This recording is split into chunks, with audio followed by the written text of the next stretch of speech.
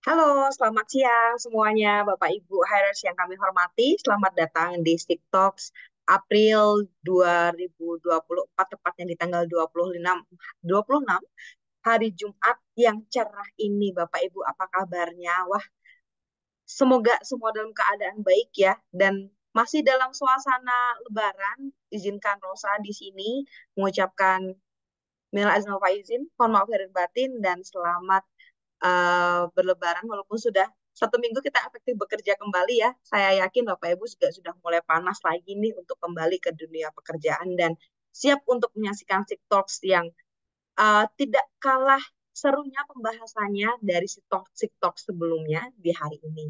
Di tengah kami sudah ada Ibu Nur Anugrah dari tim Generasi Cakap yang nanti juga akan membantu untuk menjadi moderator pada sesi siang hari ini. Dan perkenalkan juga di tengah kita juga sudah ada Bapak Heru Wirianto. Beliau adalah Data Science dan AI Service Director Devhan International. Selamat siang Bapak Heru. Halo, selamat siang Bapak Heru. Siang, siang, siang. Selamat siang, Mbak Margarita. Terdengar suaranya? Mungkin bisa dikeraskan lagi volumenya, Volume ya. Bapak Heru. Sekarang gimana? Masih kecil suaranya? Oke, apakah Bapak Heru mendengar Rosa dengan baik? Mendengar, Ya, mendengar. baik-baik Pak. Baik, terima kasih. Kita tadi cek sedikit audionya supaya tidak ada kendala.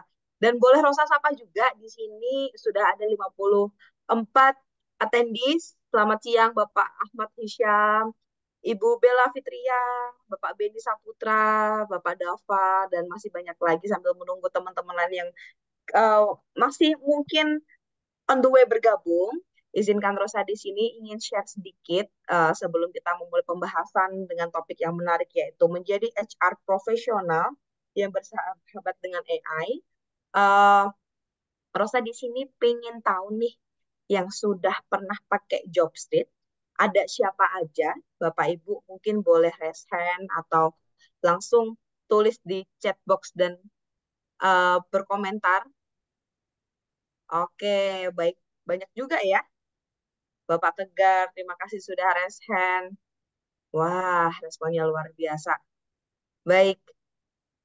Wah, oke. Terima kasih Bapak, Ibu semua responnya. Mungkin Rosa di sini izinkan untuk bisa nanti allow Bapak Ibu semua ya untuk eh, ajukan pertanyaan atau mungkin pendapat atau insight di kolom Q&A sehingga nanti pada saat selesai pemateri memaparkan materinya, kita akan membahas satu persatu pertanyaan yang diajukan oleh Bapak Ibu ya. Baik, saat ini jika Bapak Ibu sudah menggunakan Jobstreet, kami ucapkan banyak terima kasih atas kepercayaannya dan Bapak Ibu otomatis sudah membantu untuk menyalurkan target kami yaitu 500 juta pencari kerja untuk menemukan pekerjaan yang mereka inginkan. Ini adalah visi misi kami dan kami selalu berkomitmen untuk bisa mencapai misi kami di hal ini. Dan Bapak Ibu jika notice saat ini Jobs sudah mengembangkan sistem terbarunya, yaitu kita mengembangkan teknologi berbasis AI untuk mendapatkan pencocokan jauh lebih baik dari sebelumnya, yaitu bagaimana nanti Bapak Ibu pada saat mencari kandidat yang diinginkan itu tuh better match-nya tuh ada gitu. Dan tidak hanya itu, harapannya pada saat nanti kita bisa menyalurkan pencocokan lebih baik, pengalaman yang akan didapatkan juga lebih baik, dan kita akan memberikan saran yang lebih baik. Nah, saran lebih baik ini apa? Salah satunya adalah kita sudah menerbitkan beberapa laporan eksklusif Job Street di sini. Ini adalah 3 dari sekian banyak laporan eksklusif yang kita publish berdasarkan riset yang sudah kita lakukan. Dan yang paling terbaru yang sudah dirilis itu adalah yang tengah, Bapak Ibu, yang putih ini. Ini adalah laporan rekrutmen kompensasi dan manfaat. Jadi di laporan ini Bapak Ibu bisa mengetahui seperti apa tren perusahaan-perusahaan memberikan compensation dan benefit kepada uh, karyawan atau untuk dalam rangka menarik kandidat yang akan apply di perusahaan mereka. Nah, ini kita menyediakan wawasan penting terkait hal tersebut dan pembelajaran dalam tren rekrutmen dalam digitalisasi SDM saat ini. Ini bisa didapatkan dengan gratis, dan kalau misalkan Rosa boleh minta waktunya sedikit, kita pengen bahas nih eh, ringkasan apa yang Bapak Ibu bisa dapatkan informasinya dari laporan tersebut, karena nanti saya akan coba taruh linknya. Ibu bisa download langsung di halaman website kami. Oke. Kami sudah kolek sekitar 1.180 responden dan terdiri dari banyak background di sini. Ada yang dari perusahaan kecil, menengah, dan besar dengan skala jumlah employee yang beragam ya Bapak Ibu. Dan apa yang kita dapatkan ternyata dari responden kami, 97%-nya melakukan rekrutmen pada tahun 2023. Ini adalah indikasi yang baik. Ternyata landscape ketenaga kerjaan di 2023 compare to 2022 itu mengalami kenaikan. Dan itu terjadi di semua jenis uh, pekerjaan, yaitu pegawai tetap purna waktu, paruh waktu, atau pegawai kontrak juga. Jadi trennya adalah semuanya naik. Harapannya adalah ternyata semoga semua bisnis yang kita inisiasi di sini dari berbagai jenis sektor usaha itu juga mengalami kenaikan ya. Lalu kemudian ini adalah 10 fungsi pekerjaan purna waktu tetap yang paling banyak membuka kesempatan berkarir, dan 5 paling atas adalah bidang admin HR, akuntansi, business development, pemasaran, branding atau marketing ya, teknologi informasi yang mengalami shifting dengan bidang teknik. Nah, ini perubahan prioritas bisnis menggeser tren spesialisasi dari tahun 2022 ke 2023. Untuk selanjutnya, rangkuman kami di sini adalah tren positif rekrutmen yang terjadi di 2024 diprediksikan mencapai angka 45% di semester 1, dan 44% di semester 2. Dan juga untuk komitmen perusahaan bagi kader karyawan, ternyata dari sekian banyak responden yang kami ikutkan dalam survei kami, rata-rata melakukan memberikan kenaikan gaji nih 2,4 kali lebih besar dari rata-rata bonus di 2023. Jadi lumayan ya, ternyata memang trennya sudah positif, dan dari mereka memberikan kenaikan gaji sebesar 7,57% dari dari gaji asalnya gitu. Dan ini angka yang lumayan baik. Coba sekarang kita refleksikan apakah Bapak Ibu sudah mengikuti tren ini supaya tetap unggul di antara kandidat-kandidat yang ada.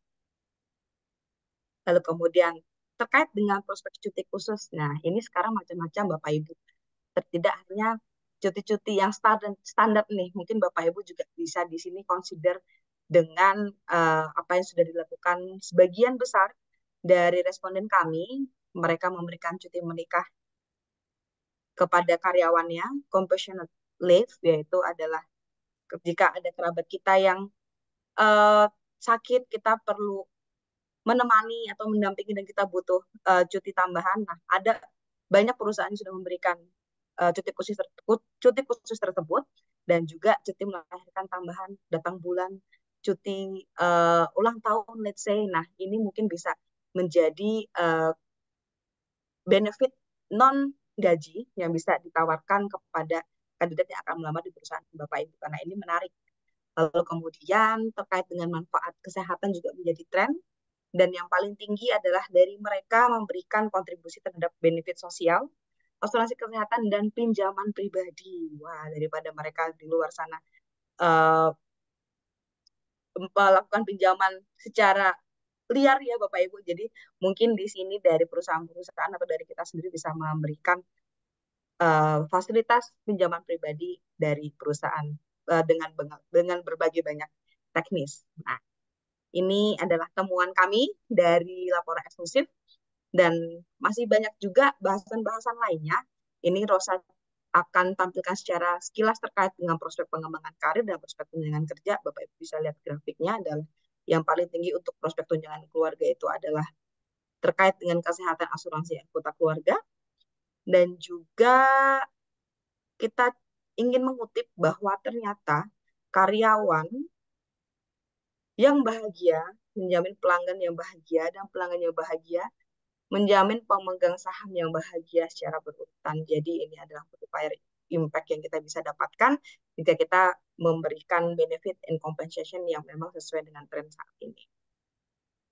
Ini adalah ragam benefit yang diberikan perusahaan, ada cuti khusus, benefit akomodasi, program pengembangan karir, work-life balance, benefit finansial, dan benefit lainnya. Coba kita ulas masing-masing dari dalam perusahaan kita masing-masing, apakah kita sudah condong dan memperhatikan aspek-aspek ini untuk dalam rangka menarik kandidat yang lebih baik dan mempertahankan karyawan baik lebih lama. Lalu kemudian ini adalah peningkatan investasi, mendukung hybrid dan remote working karena ternyata pasca pandemi Bapak Ibu model kerja hybrid dan remote working ini cukup diminati dan cukup menjadi faktor untuk mereka mempertimbangkan mau bekerja di perusahaan Bapak Ibu atau tidak gitu. Nah, dalam rangka support this action gitu, Bapak Ibu bisa mulai menyiapkan bagaimana features laptop yang disediakan kepada karyawan, tunjangan koneksi internet let's say, atau mungkin beberapa sistem yang memang mendukung mereka untuk melakukan komunikasi secara virtual jarak jauh.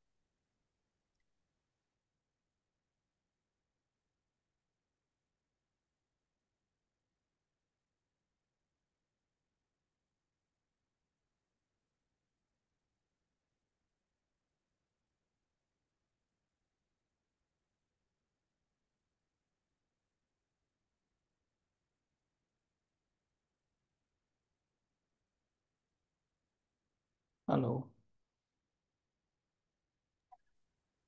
Sore Bapak Ibu semua, mohon izin kayaknya i- Mbak Ocha, Mbak Margarita lagi ke take out ya.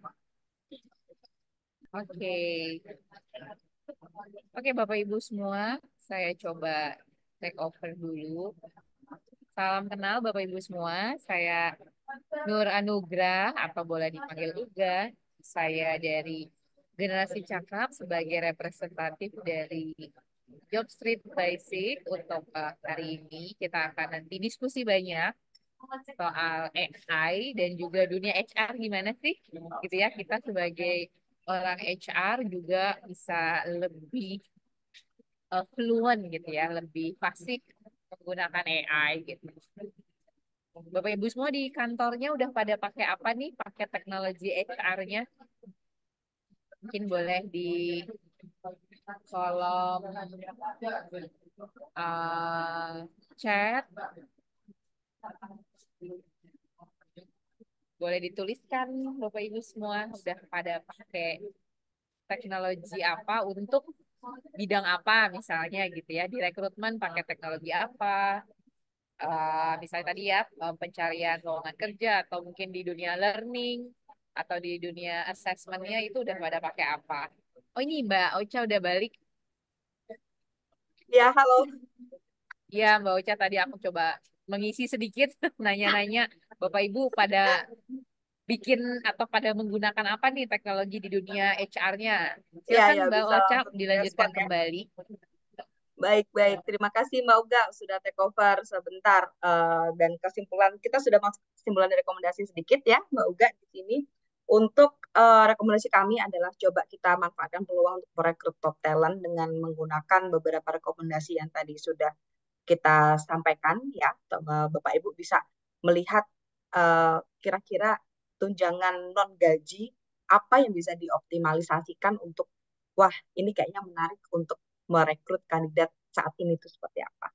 Lalu kemudian sempurnakan strategi compensation and benefit kita dengan review lebih sering secara komprehensif. Sempurnakan paket benefit dengan meluncurkan offer yang populer di tiap kategorinya dan meningkatkan moral karyawan, memberikan support bagi yang mengalami stres. Jadi, let's say kalau ada satu perusahaan saya pernah mendengar mereka menyediakan konsultasi konseling gitu, mungkin bisa juga diterapkan di perusahaan Bapak Ibu. Oke, dan jika Bapak Ibu berkenan untuk mendownload, silahkan langsung scan barcode-nya. Di sini Bapak Ibu bisa terbantukan untuk memahami tren terbaru, tahu tolok ukur dan praktek terbaik untuk rekrutmen saat ini seperti apa, menyusun strategi serta mengambil keputusan untuk rekrutmen dan menarik kandidat dan mempertahankan karyawan dengan kompensasi dan benefit yang tepat. dan juga memperbaiki budaya kerja dengan pendekatan holistik. Semoga bermanfaat. Bapak Ibu langsung bisa di-download ya di websitenya Jobstreet. Baik, demikian yang bisa Rosa sampaikan sekilas dari Jobstreet dan langsung saja yang sudah ditunggu-tunggu ya Mbak Uga. Yang sudah ditunggu-tunggu di sini sudah ada Bapak Heru Wiryanto. Halo Bapak, berkenan untuk bisa open cam dan menyapa Bapak Ibu Harris yang sudah bergabung di Siktoks pada sore hari ini. Halo, Halo, selamat Pak sore. sehat? Apa kabar Bapak? Alhamdulillah baik. Baik, Bapak Heru ini adalah Data Science dan AI Service Director Devhan Internasional. Beserta juga di sini hadir di tengah kami, founder dari Generasi Cakap, Ibu Nur Anugrah atau Mbak Uga. Tadi mungkin kok Nur Anugrah jadi Mbak Uga. Nickname-nya adalah Mbak Uga. Baik, Mbak Uga akan membantu kami untuk bisa memandu berjalannya dialog interaktif dan pemaparan dari Bapak Heri yang akan membahas bagaimana menjadi HR profesional yang bersahabat dengan AI. Waktu dan tempat kami persilahkan. Baik, Mbak Ocha, terima kasih banyak.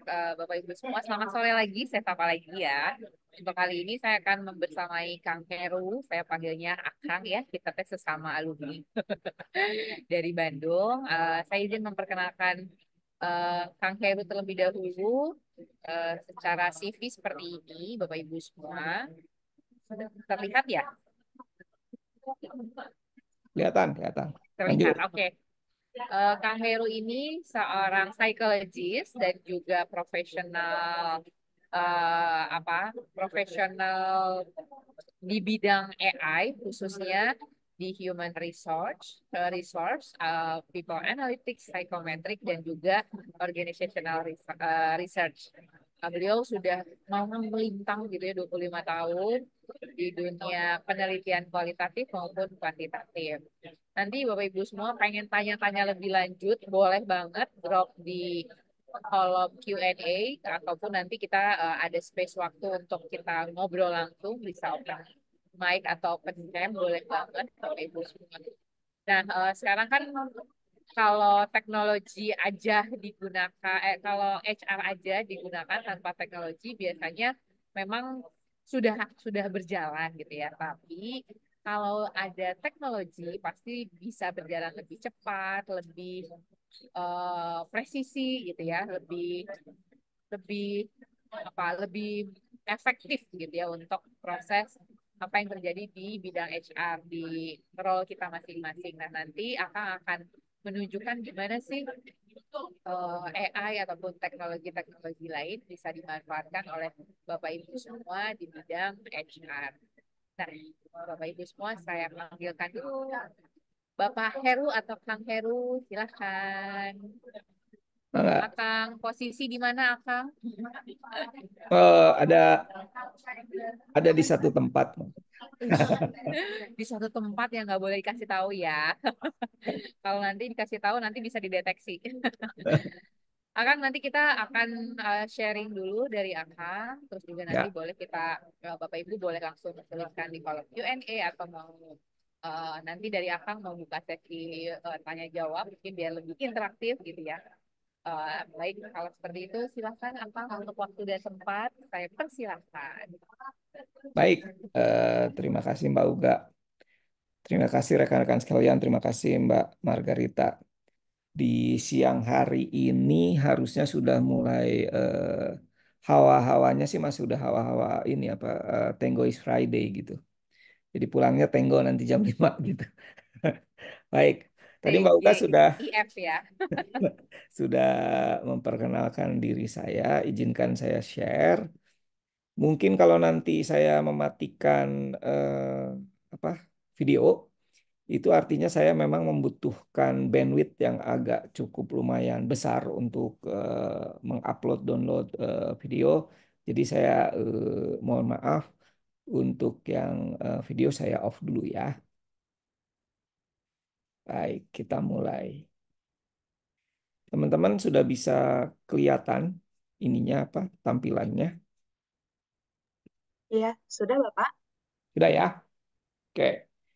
Jadi ini judulnya menjadi bersahabat dengan AI, tetapi tema yang saya mau usung bagaimana disrupting HR dan bagaimana kita menjalin kembali generative AI untuk keperluan transformasi HR.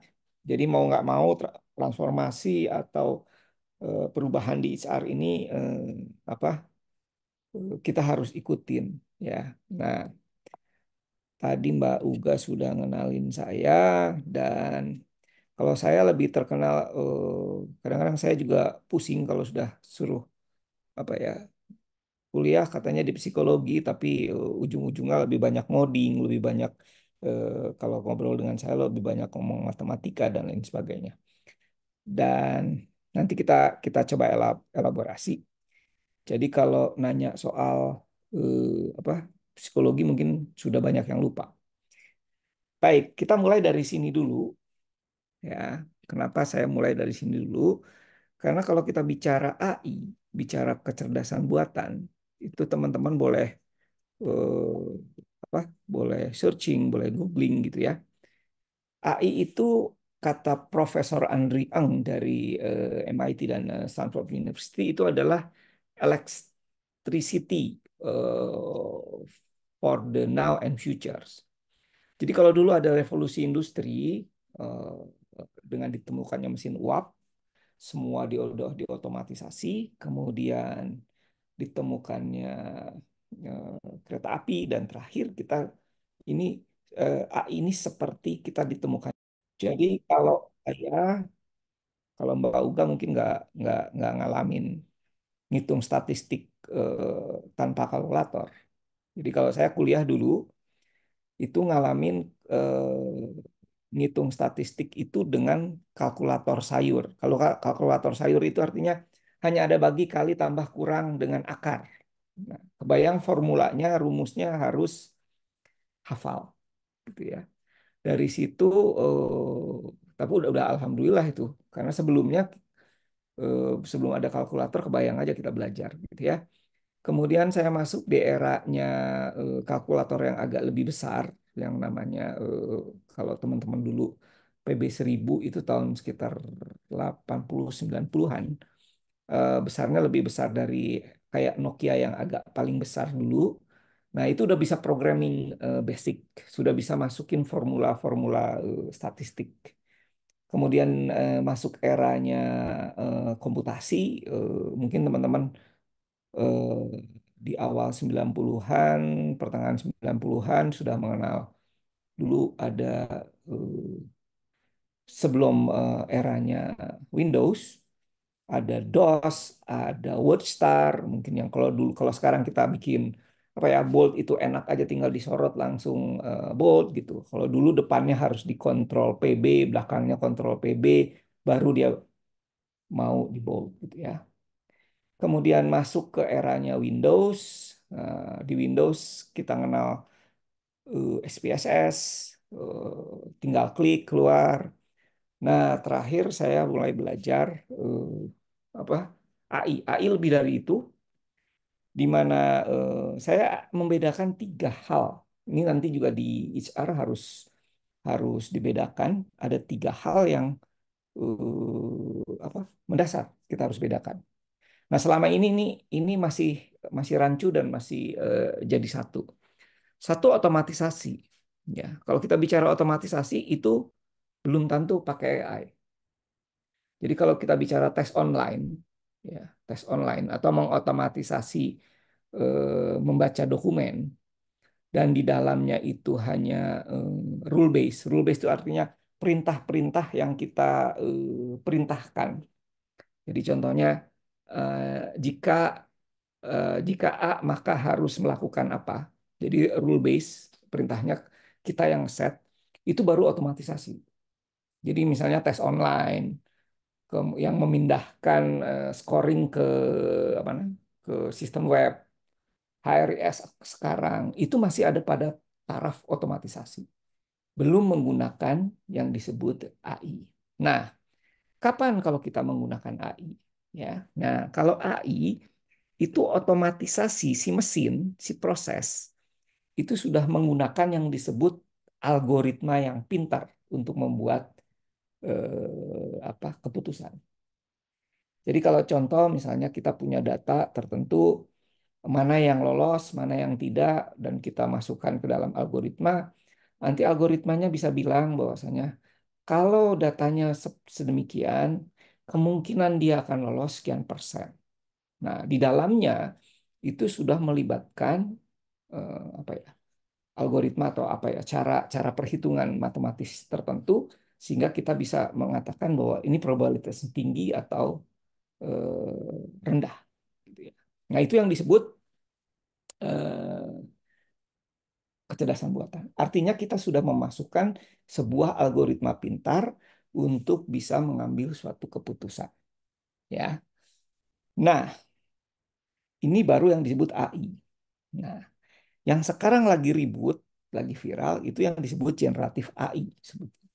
Nah, kalau di AI tadi algoritmanya adalah algoritma klasik saya nyebutnya. Jadi ada banyak misalnya teman-teman dulu kenal dengan regression, kenal dengan ANOVA gitu ya. Nah, itu adalah algoritma-algoritma klasik ya, di mana kita harus menjalankan gitu program itu sehingga kita baru bisa memprediksi. Kalau generatif AI ini adalah suatu algoritma yang algoritmanya disebut transformer. Jadi dia dengan algoritmanya sudah bisa menciptakan konten yang sebelumnya tidak pernah ada. Jadi kebayang kreatifnya mesin ini, ya. Kemudian dia bisa menemukan tadi kalau kita bicara job street sudah bisa menemukan kandidat dengan pas, masukin job desk, dia langsung bisa cari mana yang cocok. Nah, itu sudah pasti melibatkan yang disebut generatif AI, ya, bukan AI biasa, gitu ya. Nah, kemudian, nah tentunya dengan integrasi daripada tiga ini bisa mengimprove kalau kita bicara rekrutmen itu kandidat experience dan tentunya bisa mendrive business growth di ke depan. Contohnya seperti apa gitu ya? Nyatanya seperti apa? Nah, misalnya otomatisasi lah. Ya kita bisa mereduce, mengeliminate repetitive tasks. Dulu kalau mau ngetes harus datang ke tempat, interview juga harus datang ke tempat. Agak ribet, bikin pertanyaannya agak ribet. Mungkin sekarang sudah diotomatisasi sehingga bisa online, prosesnya mudah gitu ya. Itu otomatisasi. Jadi kita juga hikmah di balik COVID itu adalah eh, mempercepat proses daripada otomatisasi atau digitalisasi menjadi cepat gitu ya. Nah, jadi mengoptimalisasi misalnya penyeleksian risam, pencarian kandidat itu dengan mudah kita bisa bisa bisa lakukan. Jadi otomatisasi itu lebih ke bagaimana menghemat waktu, kemudian mereduce manual error, ya, sehingga tugas-tugas kita yang tadinya rutin bisa dialihkan ke pekerjaan-pekerjaan yang lebih lebih strategik, ya. Kalau AI itu sudah ada udah seperti manusia, jadi udah meniru pekerja cara kerja orang gitu ya, terutama dalam problem solving, mengolah kata-kata dan mengenal pola. Jadi kalau data itu sudah banyak, dia sudah bisa lebih bisa mengenal pola. Dan ini biasanya di atas otomatisasi. Jadi kalau robot, ya, robot itu masih pakai remote, itu belum pintar, gitu ya. Masih harus dikendalikan nama kita. Nah, itu baru otomatisasi. Tapi kalau robotnya udah bisa diajak ngobrol, bahkan memberikan suggestion ke kita, itu udah pakai AI. Tapi kalau sudah robotnya hanya kita minta, tolong dong modifikasi lukisan Mona Lisa pakai gayanya orang Jawa. Nah, itu udah pakai generatif AI itu. Ya. Nah, Jadi kalau di dalam staffing industri mungkin kita udah lihat bagaimana memprediksi nih kandidat bakal lama nggak di perusahaan kita kalau kita hire. Kemudian berapa lama dia akan produktif gitu ya. Apakah kandidat ini akan betah di perusahaan kita atau betah dengan jenis pemimpin yang seperti apa gitu ya. Nah, itu hal-hal yang bisa dijawab dengan AI gitu ya. Yang tidak bisa dijawab dengan otomatisasi gitu ya. Nah, ini AI dan generatif AI tadi saya udah cerita bahwasanya dia sudah bisa menciptakan sesuatu yang belum pernah ada. Lebih dari mesin. Misalnya dia menciptakan teks. Kita masukin satu dokumen, CV, kita tanyain. Ini orang cocoknya di apa? Kalau dia kita tempatkan di bagian ini bisa sukses nggak ya? Gitu. Apa yang harus dikembangkan dari orang ini? Nanti kalau ada kesempatan saya bisa show aplikasinya. Bagaimana ya job desk yang baik untuk pekerjaan ini? Itu bisa dibantu dengan baik. Jadi kalau sampai sekarang, kalau teman-teman pakai Gen AI misalnya, tolong buatkan job desk tentang pekerjaan ini. Dia akan buatkan. Buatkan tentang apa? Rundown workshop A. Dia akan buatkan. Buatkan artikel tentang ini dengan gaya bahasa tertentu. Dia akan buatkan. Ya.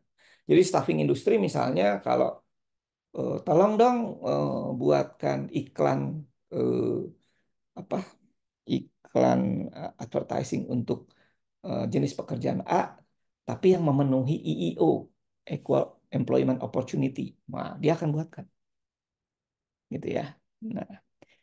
Nah, dan leverage daripada generatif AI, recruiter itu akan bisa secara kreatif mengkreasikan dan mendeliver beberapa impactful personal message kepada kandidat atau ke klien yang lebih besar.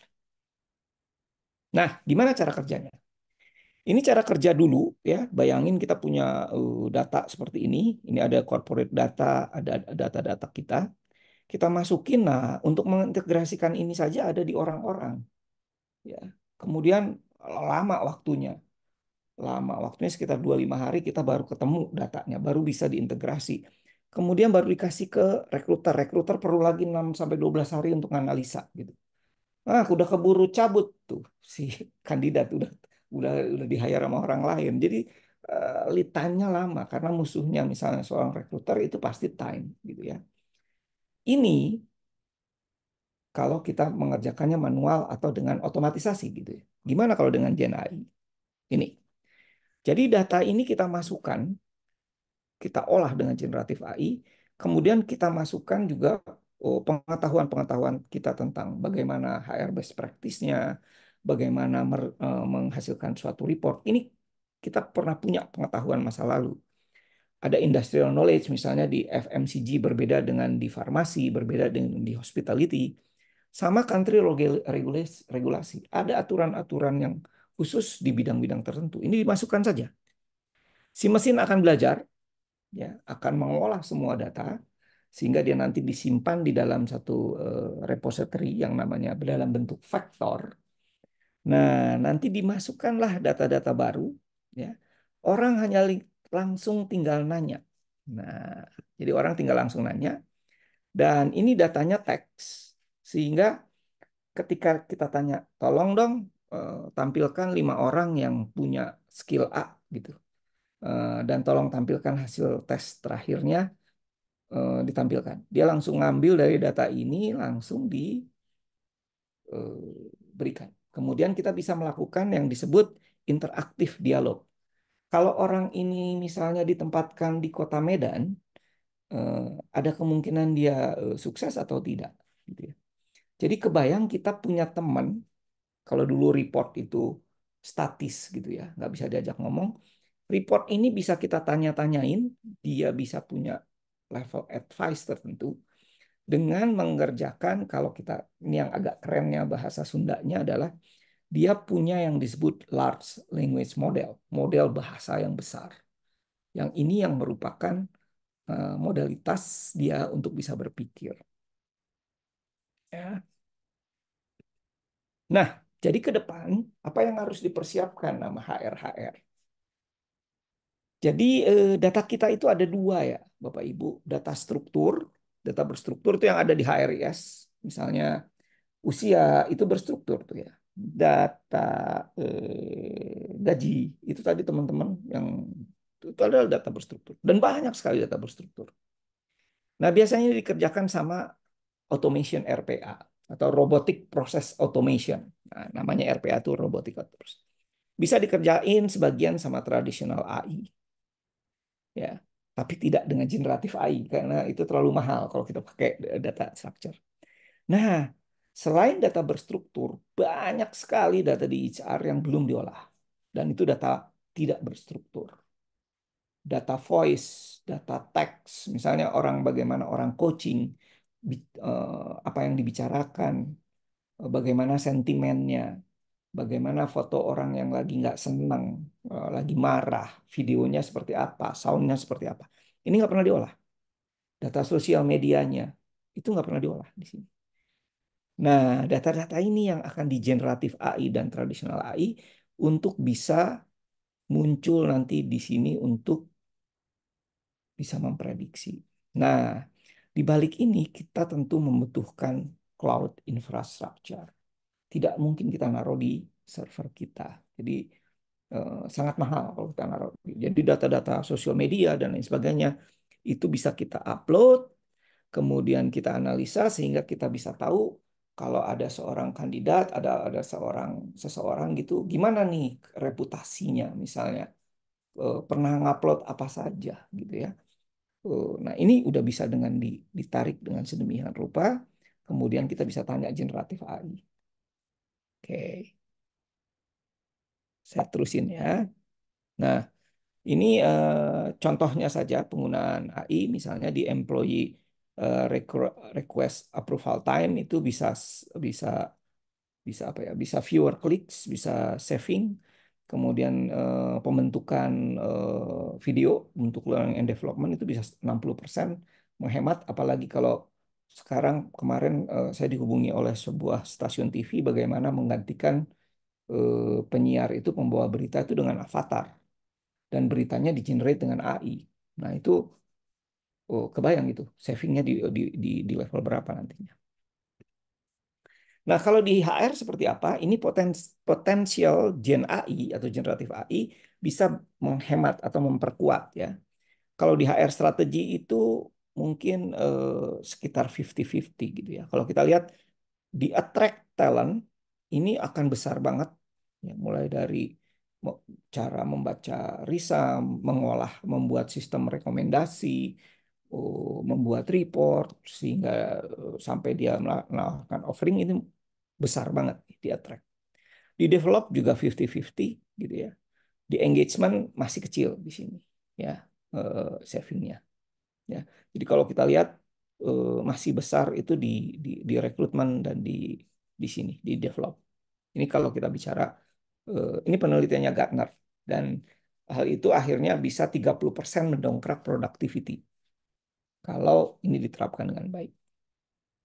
Ini penelitian dari beberapa bidang, dari bisa 50% time reduction itu dari University of Penn, UPenn, kemudian 44% itu saving di professional reporting dan writing dan tax.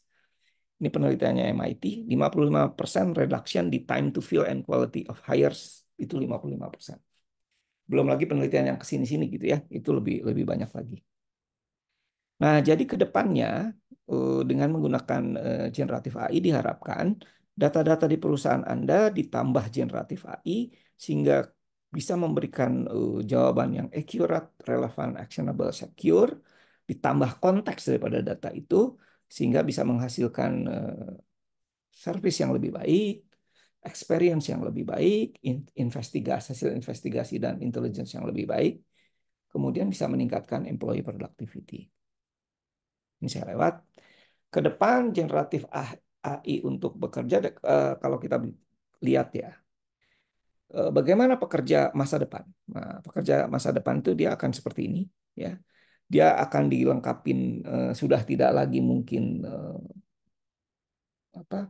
berhadapan dengan alat dan lain sebagainya, tapi berhadapan dengan sistem virtual gitu ya. Jadi generative info collection, generative insight itu semua dia tinggal nanya gitu ya. Kemudian ini hasilnya ada strategic work, ada tactical work dengan memanfaatkan AI-nya. Tapi kita lihat ada 3 ciri yang yang yang harus dipunyai oleh seorang AI enable workers. Dan ini yang saya bilang tadi yang bersahabat dengan AI. Satu, kita bicara safety, keamanan. Ya, keamanan ini buat kita dan buat buat perusahaan. Teman-teman misalnya pakai ChatGPT. Nah, ada satu perusahaan saya nggak perlu sebut namanya pakai ChatGPT hingga membocorkan rahasia perusahaan. Nah, itu tidak safety gitu. Cyber security-nya parah gitu di perusahaan itu. Sampai akhirnya dia bisa memasukkan data perusahaan ke dalam sistem AI-nya ChatGPT dan ChatGPT ikut ngolah gitu ya. Nah, itu kita bicara safety. Belum lagi kalau kita menciptakan AI misalnya kemarin saya dengan teman-teman menciptakan drone gitu, alat untuk mengendalikan drone, ternyata ada beberapa sensor yang belum dikalibrasi misalnya, sehingga membahayakan banyak orang. Kita bicara safety. Kedua bicara ethics. Ya. Nah, etika di AI ini masih banyak belum yang yang tahu bahwasannya AI ini mesinnya pintar, tetapi kadang-kadang suka halu juga. Jadi memberikan jawaban yang di luar itu, di luar konteksnya, satu. Kedua, dia bisa menghasilkan bias. Ya, misalnya, coba ChatGPT teman-teman tanya soal LGBT begitu. Nah, teman-teman bisa bisa mengevaluasi gitu ya. Beda kalau kita bandingkan dengan pertanyaan yang sama kita tanyakan ke Google Gemini Pro gitu, atau ke Vicuna yang punyanya Claude, atau ke Mistral. Masing-masing punya nilai sistem etik tersendiri untuk menjawab itu. Ketiga, compliance tentunya dengan aturan. Jangan sampai dengan AI ini justru kita melanggar aturan gitu ya, dipakai di sisi yang lain gitu ya. Nah, jadi ketiga faktor ini yang nantinya harus dipikirkan kalau kita menggunakan generatif AI. Nah, ini bisa di mana saja. Ini saya tampilkan ada Open AI GPT-3. Sekarang sudah zamannya tidak pakai 3, teks untuk 3, teks kita pakai 4. Untuk coding saya dengan teman-teman juga udah pakai GPT-4. Bahkan sekarang kalau kita punya programmer nggak perlu ngoding susah-susah, dibantuin nama ChatGPT sebagai copilot, dia akan membantu kita untuk membuat coding yang baik. Image itu ada OpenAI-nya DALL-E 2. Sekarang lagi dikembangkan DALL-E 3. Stable Diffusion sama Crayon. Ini kalau kita lagi mentok mencari gambar gitu ya. Voice synthesis pakai OpenAI juga ada satu lagi saya lupa yang speech. Jadi dia bisa speech mengubah teks menjadi speech, speech menjadi teks gitu. Editing video juga sekarang udah mulai banyak. Ini mungkin masih agak lama. Three dimensional model itu NVIDIA Get 3D. Kemudian untuk gaming, RPA, musik itu juga udah banyak. Ya. Apa yang dia bisa kita kerjakan? Yang dia kerjakan dengan AI. Gen AI yang bagus itu sudah punya cognitive abilities. Bisa berpikir, untuk menerjemahkan dia jago banget. Nanti kita lihat ya. Kita minta untuk membuat summarize. 10 dokumen, 100 dokumen, tolong buat kesimpulannya. Itu dengan cepat dia mudah. Reasoning teman-teman nanti saya coba lihat gimana AI ini sekarang diklaim sudah punya kepandaian di atas 100% manusia. Nanti saya coba lihatin hasil risetnya. Learning from experience juga begitu. Kemampuan planning jelas dia punya. Long form actualization dengan iteratif yang dialog yang terus-terus berulang-ulang dia udah cukup baik. Dia juga sudah bisa membaca teks. Nanti saya lihatin videonya. Udah bisa melihat, merekognisi gambar, membaca grafik itu udah bisa. Speech dia bisa, generate image dia bisa, bahkan ke robotik untuk mengaktifkan robot, gitu ya. Nah, yang ketiga jagonya dia adalah di memori dengan di retrieve pengetahuan. Ya, jadi ini juga dengan data-data Twitter, data-data sosial media, dia bisa mememorize dulu pernah terjadi ini gitu ya. Nah, ini bisa diinikan. Nah, apa misalnya yang sudah pernah saya dengan teman-teman buat? Ini salah satu saja. Ini mungkin yang sedang dikembangkan atau diterapkan juga di apa Job Street. Ya, saya hanya dengan memasukkan CV, jadi mau 1.000, mau 10.000 CV dengan aplikasi ini, masukkan job desk-nya di sini. Ya, job desk-nya masukkan di sini. Nanti dia akan menghitung berapa kesamaan antara CV yang dia punya ini yang mengandung knowledge dan lain sebagainya dengan job desk yang kita minta. Ya, analisanya kita lihat ini udah keluar. Jadi berapa persen? Nah, nanti kita lihat di sini. Nah, kebayang dengan ini kita bisa menghemat waktu yang sangat banyak untuk apa membaca CV. Ya, ini aplikasi yang pertama. Ini aplikasi yang kedua. Sorry. Ini aplikasi yang saya buat. Namanya Asia. Asia nama putra saya. Nah, ini kalau teman-teman punya PDF, punya TXT, punya CSV, dimasukkan saja. Nanti dia bisa menjawab apa yang ada di TXT dan di PDF tadi. Misalnya saya masukkan report assessment ya. Nah, itu atas nama siapa gitu ya. Oh, dia tanya apa sih untuk nama ini itu apa saja gitu. Isinya apa saja, hasilnya bagaimana, kesimpulannya seperti apa, dia akan jawab. Ya, dia akan jawab. Nah, ini contohnya dijawab atas nama Cevia Ferdiana Adi misalnya. Bagaimana hasilnya, kesimpulannya, hasil tes ini gitu ya. Buatkan dinamika kepribadiannya, wah itu akan dikerjakan. Ya, ini bagaimana kesimpulan job fit-nya, dia akan jawab lagi. Job fit yang sangat baik atau excellent. Kebayang kita punya satu mesin virtual yang kita bisa ajak ngomong, kita bisa ajak diskusi untuk memutuskan. Jadi berapa angkanya gitu ya. Ini bisa dipakai ya.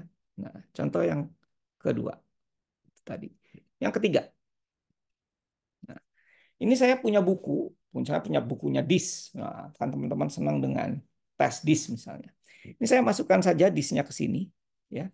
Kemudian kita tinggal tanya di sini, jika individu mengalami transition profile di grafik 2. Ini teman-teman pasti lupa gitu ya, misalnya lupa. Apa penyebabnya? Dia jawab, "This adalah seperti ini. Kalau ketemu dengan grafik 2, maka akan terjadi apa gitu ya." Dan dia akan jawab di sini. Ini sebagai contoh aja. Ini saya sudah apa penyebabnya dan gimana kalau kita ketemu dengan orang yang dominasinya tinggi harus ngapain gitu. Dia kasih ininya. Ya, jika mau bekerja sama dengan dominansi tinggi gimana gitu. Apa itu transition profile? Mungkin teman-teman lupa di manualnya dia akan sebut terdapat di beberapa grafik transisi itu artinya apa gitu. Nah, kebayang kalau kita punya manual-manual tes dimasukkan ke sini, maka teman-teman bisa membuat ini.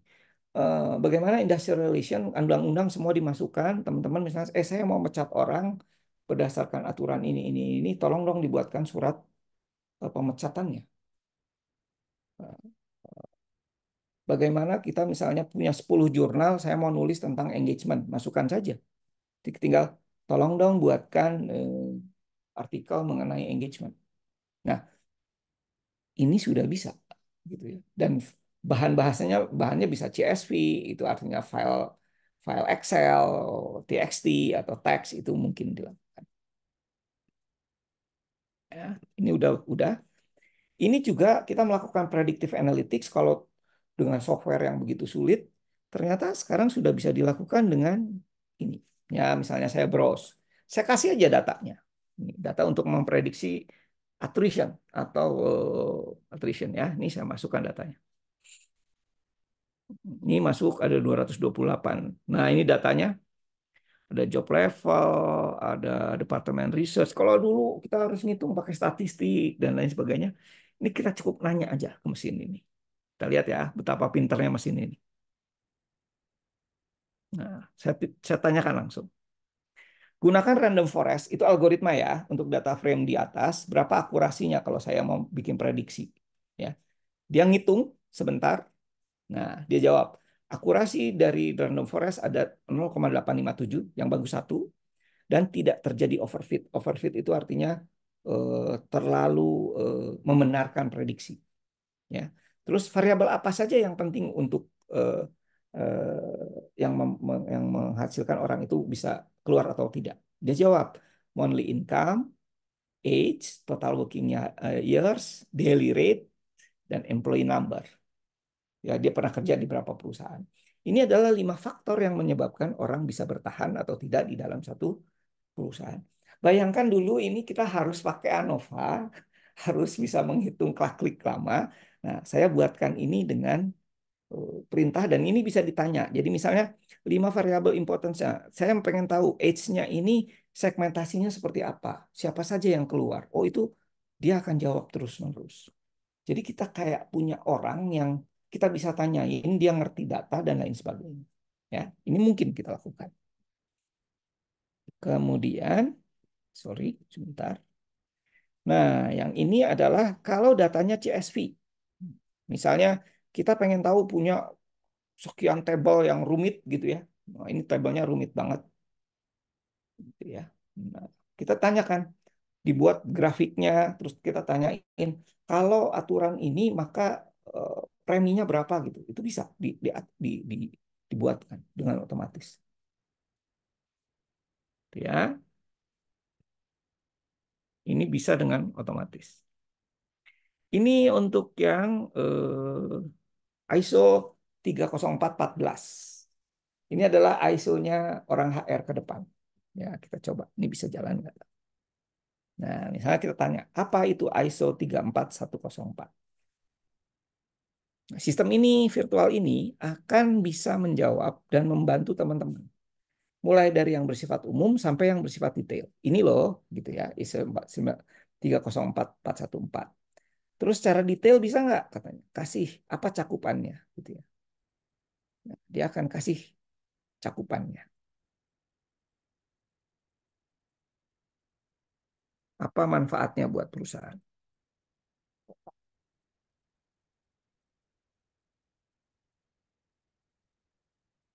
Nah, dia akan jawab. Nah, oke. Kalau ini masih umum, sekarang saya tanya yang agak mendalam, kita nanya formula, formula hitungan, gitu ya. Nah, ini agak lama dia karena nah ini cakupannya, manfaatnya, kita lihat ya. Kita tanya yang lebih detail. Apa bagaimana rumusnya time to fill? Formulanya kayak apa? Kemudian kasih contoh, ngitungnya gimana?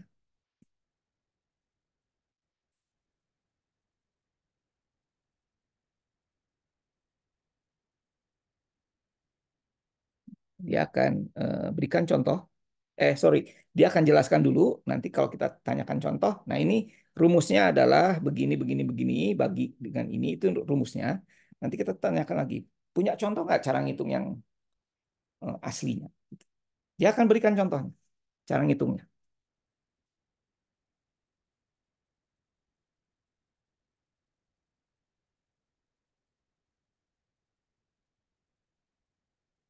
Nah, dia berikan contohnya.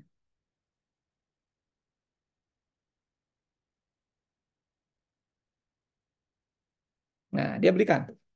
Ini contohnya katanya ya, kalau dia tanggal 15 Februari, 1 Januari, itu sekitar 20, berarti ngitungnya sekian bulan. Dia berikan hal yang sangat terperinci. Nah, kenapa bisa begitu? Karena saya sudah memasukkan knowledge tentang ISO 30414 ke dalam doc ini dan saya kasih masuk, kita injekkan ke dalam sistem AI-nya ProGemini. Ini kita pakai mesinnya ProGemini ya, bukan pakai chat GPT. Jadi kita bisa dan kita bisa nge-save hasilnya. Jadi itu kemudian kita langsung kirim ke orang lain. Ini kedua. Ada lagi nggak? Nah, ini untuk pengembangan kompetensi ya. Yang tadi saya cerita ya. Kalau kita masukkan nanti laporannya langsung keluar gitu ya. Nanti ini misalnya buat kesimpulan narasi laporan berdasarkan dokumen yang sudah diupload. Nah, nanti dia buat kesimpulan umumnya apa, rekomendasi pelatihannya apa saja yang cocok. Tolong cek ke LinkedIn, ke Coursera. Nah, dia buatin. Ya, kenapa bisa begini? Semua hasil asesmen, semua hasil saya sudah masukkan di sini, sehingga dia sudah pintar, sudah seperti ini. Ya, jadi mungkin saja seperti ini. Udah ya. Nah, ke depan ChatGPT juga sudah bisa apa? Membaca, melihat dan mendengar. Ini dia kalau dia udah bisa kita perintahin ini satu video, tapi untuk menghemat waktu, ini yang mengerikan buat saya ke depan. Ini OpenAI lagi mengembangkan ini.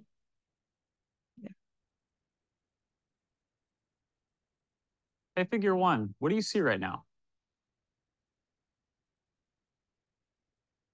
I see a red apple on a plate in the center of the table, a drying rack with cups Jadi dia and a bisa plate, menjelaskan ada and apa di you depan dia standing nearby with your hand on the table.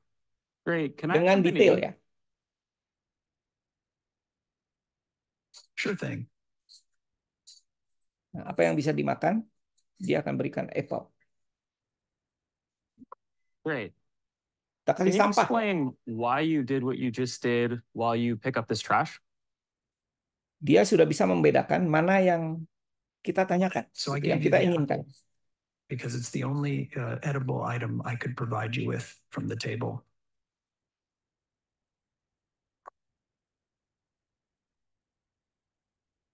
Great. Okay. So, based on the scene right now, where do you think the dishes in front of you go next?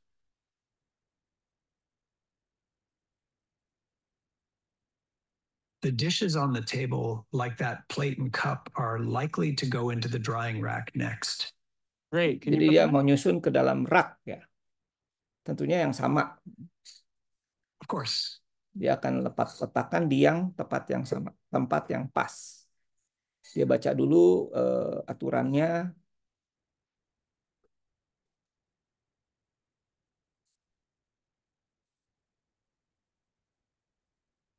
All right. So, how do you think you did? I think I did pretty well. The apple found its new owner, the trash is gone, and Ya, the dia sudah tableware is right where it mengerjakan semua belongs. pekerjaannya dengan tepat. I agree. Thanks, Figure One. Mengerikan ya teman-teman. Kalau kita sekarang sudah punya ke arah sana nantinya, gitu. Saya sempat punya ide untuk eksperimen, misalnya kita punya persoalan di HR, kita punya 3 mesin, terus mesin pertanyaan kita lemparkan ke mesin A, misalnya ke ChatGPT suruh jawab, nanti disanggah oleh mesin B sama Google Bard, nanti disanggah oleh Cloud, kemudian saya punya satu mesin lagi untuk menyimpulkan. Itu artinya saya sudah punya tim untuk memecahkan suatu masalah. Nah, ini kalau robotnya sekarang sudah bisa bergerak, artinya kan saya sudah bisa memerintahkan mereka untuk bekerja, gitu ya.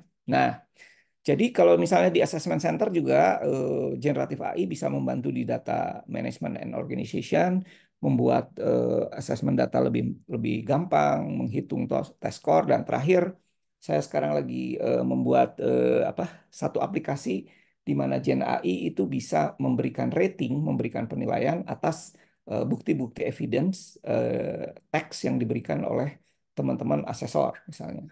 Itu Gen AI akan memberikan nilai dengan tanpa bias karena data-data yang di dalamnya menggunakan machine learning dan teknik persamaan matematika yang agak rumit. Kemudian workflow optimization dan automation. Tentunya dengan data entry, kemudian report generation yang cepat ini akan membantu proses assessment center. Skenario simulasi pembuatannya akan lebih cepat, kemudian untuk evaluasinya juga akan lebih cepat juga. Oke. Ini terakhir kesimpulan sebelum kita tanya jawab.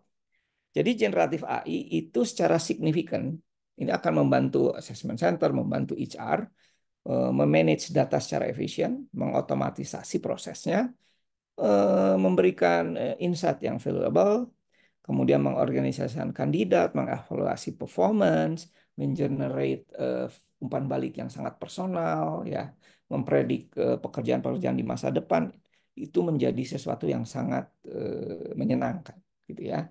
Dan tentunya generatif AI akan menjamin proses assessment atau proses-proses HR itu menjadi fairness, menjadi lebih punya diversity di dalamnya. Mungkin itu Mbak Oke. moderator. Kalau ada pertanyaan, mangga. Oke, terima kasih Kang penjelasannya, menambah khasanah-khasanah baru untuk orang HR yang biasanya sosial banget, sekarang harus agak tech ini ya tech friendly gitu ya. Nah, mungkin saya ada beberapa pertanyaan ini Kang. Ya, Eh, mangga.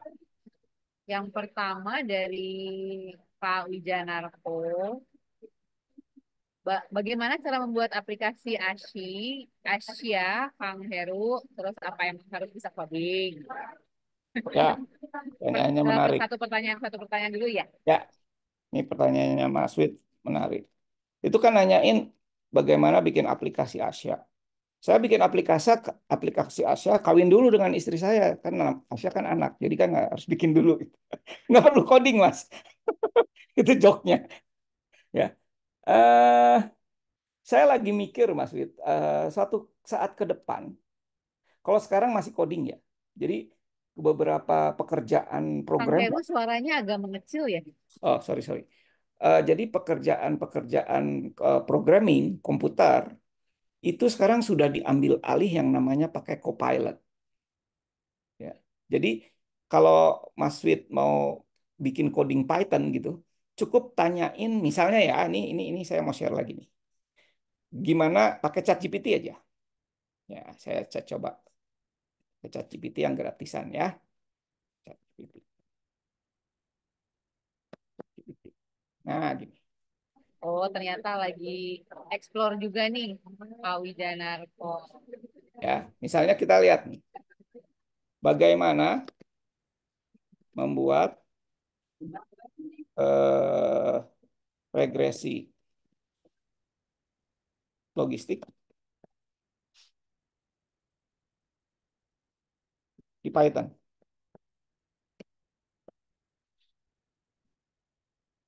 Dia akan jelasin bla bla bla bla. Nah, kita lihat ya. Orang yang nggak bisa Python, gitu ya. Ini tinggal di copy aja nih. PIP install ini, kita copy kodenya ini ke Python, dia akan keluar gitu hasilnya. Kebayang nggak? Jadi teman-teman nggak perlu bisa Python gitu. Ya. Ini yang saya sebut copilot untuk coding. Sampai coding yang agak berat. Misalnya saya Nggak saya buat, kelihatan Kang, kayaknya belum share screen-nya oh belum belum di keluar. share. Oh, tak tak tak tak. Kalau Akang share screen. Oke, sebentar. Sekarang kelihatan nggak? Sudah terlihat, Bapak. Terima kasih. Sebentar. Aman-aman Kang, Ini ya, terlihat. bagaimana melakukan analisa regresi. Nah, yang nggak pernah dilakukan di kampus, logistik di dunia HR dengan menggunakan Python. Nah, dia akan kasih contoh.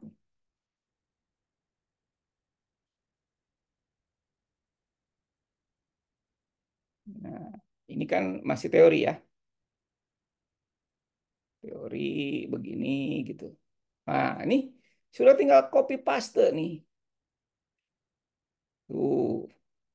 Jadi udah apa ini udah tinggal di copy paste ke Python udah jalan, Mas. Jadi nggak perlu bisa gitu Pythonnya gitu ya. Ngapain belajar Python gitu? Kalau buat saya ya. Jadi